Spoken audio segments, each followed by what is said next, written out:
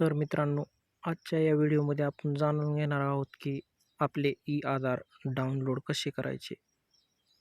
आपल्या मोबाईलमध्ये असणारे ब्राउझर ओपन करायचे आणि टाईप करायचं माय आधार आणि माय आधार ही वेबसाईट ओपन केल्यानंतर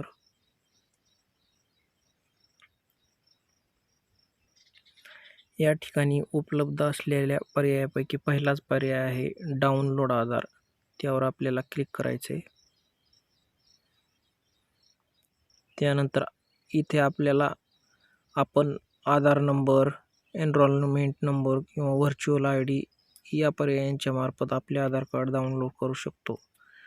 तर आपल्याला पहिल्याच पर्यायावर टिक करायचे आहे आणि इथे आपला आधार नंबर टाकून घ्यायचा आहे.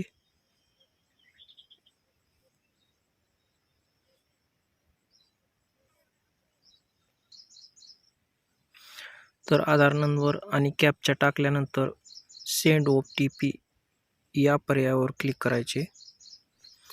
सेंड ओ-टी-पी या पर्यायावर क्लिक केल्यानंतर आपल्या आधारला जो नंबर लिंक असेल त्यावर एक ओ-टी-पी येईल. तो ओ-टी-पी इथे आपल्याला टाकून घ्यायचा आहे.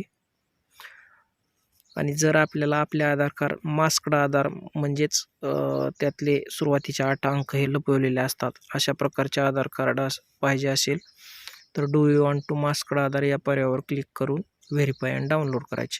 परंतु आपल्याला तशा प्रकारचे कार्ड नको आहे, त्यामुळे आपण तो पर्याय सिलेक्ट करायचा नाही. तर आपण क्लिक करूया व्हेरीफाय अँड डाउनलोड बटनावर. त्यानंतर अशा प्रकारे फाईल डाउनलोड झालेली असेल. ही डाउनलोड झालेली फाईल ही पासवर्ड प्रोटेक्टेड असेल तर ती फाईल ओपन करण्यासाठी त्याचा पासवर्ड आपले फर्स्ट नेमचे सुरुवातीचे 4 अंक कॅपिटलमध्ये आणि आपलं जन्माचं वर्ष अशा प्रकारे पुढचे 4 अंक असा त्याचा पासवर्ड असेल.